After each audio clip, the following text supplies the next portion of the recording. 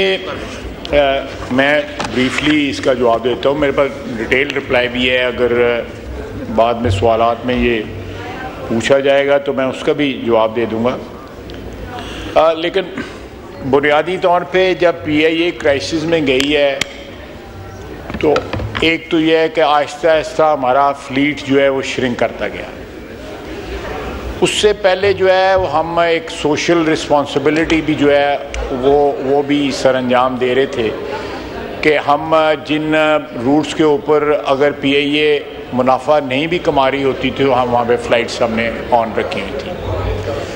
لیکن جب 800 ارب روپے کے قریب ہماری لائبلٹی پہنچ گئی پی آئی اے کی، اور پی آئی اے کے جو سٹیٹس تھا وہ پی ٹی آئی کی حکومت میں جو اس وقت کے وزیر تھے ہوابازی کے، انہوں نے جو اس کی ایک سٹیٹمنٹ نے حشر کیا، وہ اللہ کا فضل ہے. اب 10-15 روز پہلے جو ہے ہمیں EU نے، یورپین یونین نے ہمیں اجازت دی ہے. تو یہ سارے کا سارا جو پیریڈ ہے یہ انحطاط کا اور پی آئی اے کے زوال کا پیریڈ تھا.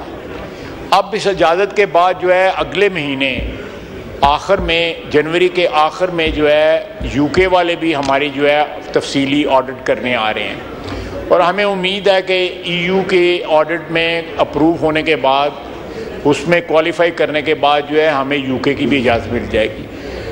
اس کے بعد جو ہے میں سمجھتا ہوں کہ یہ ایئر لائن جو ہے پرائیویٹائز بھی اس پروسیس میں بھی پڑی ہوئی ہے. تو یہ ایک منافع بخش جو ہے ایئر لائن جو ہے ہو جائے گی، اور بہت سے روٹس جو اس وقت اس نے ابانڈن کیے ہوئے ہیں پاکستان کے اندر اور پاکستان سے باہر بھی، ان کے اوپر ہم اپنے جہاز جو ہے چلا سکیں گے. سر ایک بات تو یہ ہے. دوسری بات یہ ہے کہ اس وقت 2-3 ایئر لائنز کی ہمارے پاس اپلیکیشن پڑی ہوئی ہیں جو ان روٹس کے اوپر جو ہے چلانا چاہتی ہیں، جن روٹس کے اوپر پی آئی اے جو ہے نہیں چلا پا رہی تھی یا ان کے لیے جو ہے ان اکنامیکل روٹس تھے، ان کے اوپر وہ ایئر لائنز جہاز چلانا چاہتے ہیں. میں مثال دیتا ہوں، بلوچستان میں گوادر ہے یا خزدار ہے، یا سندھ میں ایسی موجود ہیں، رن ویز موجود ہیں جو استعمال ہو سکتی ہیں. اسی طرح ہمارے ناردرن ایریاز میں جو ہے گلگت ہے، اسکردو ہے.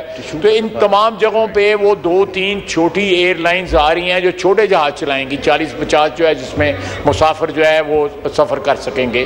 تو میرا خیال ہے یہ سارے کے سارے ایریاز جن کے متعلق میرے کولیگز کو جو ہے انہوں نے یہ کالنگ اٹینشن نوٹس دیا ہے، ایک جینوئن ڈیمانڈ ہے، اور اس سے یہ ہے کہ کنیکٹیوٹی بڑھے گی، قومی یکجہتی میں جو ہے اضافہ ہوگا، ایک ایریا کے لوگ جو ہے دوسرے ایریا میں جو ہے وہ آسانی کے ساتھ آ سکیں گے.